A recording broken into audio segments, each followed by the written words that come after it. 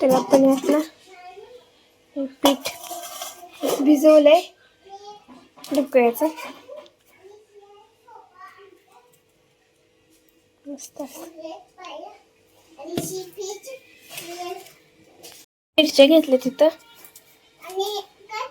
अशा इथं 5-6 मिरच्या घ्यायच्यात आणि इथे लसणाच्या पाकळ्या आहेत. सर्दी लसूण आणि ह्याचं परचेला आपण बारीक मसाला करून घ्यायचं. आपली इथं वाटण तयार आहे. आणि तुम्हाला किती तिखट हवे तेवढं तुम्ही मिरच्या घालायच्या. आणि तर ही लसूण मिरचीची पेस्ट आपण टाकून घ्यायचं.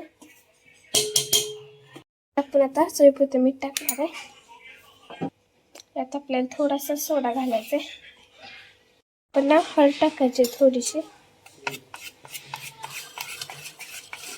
या कुकरमध्ये ना अशी प्लेट असते ती टाकून घ्यायची.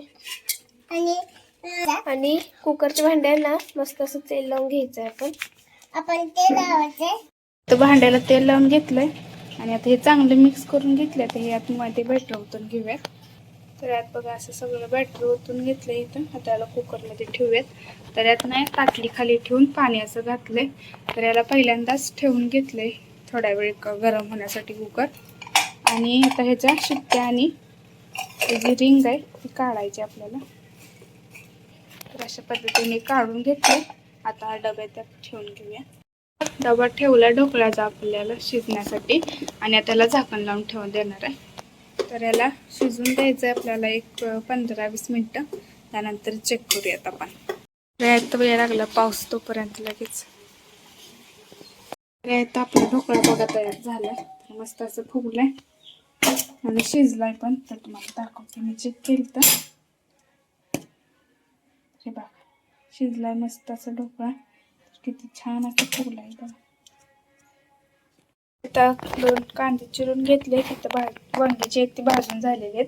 तिथं 3 अशी वांगी भाजली. तर याची साल पण काढून घेतली आणि ते एक भाजण्यासाठी ठेवलंय वांग.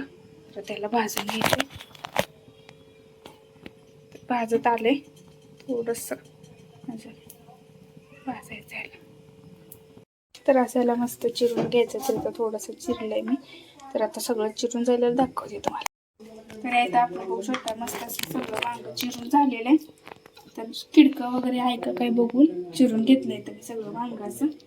आता याला फोडणी टाकायची.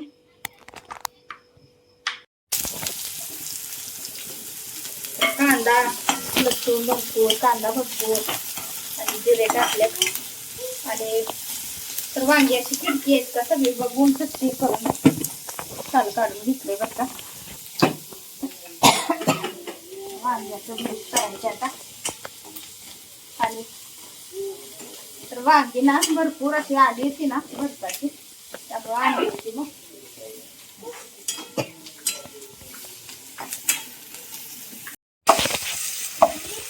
हा मीठ टाकल्याने तिखट टाकलं नाही. आणि थोडं काढून झालं बघा. नंतर मग तिखट टाकते नाही तर ती खात नाही.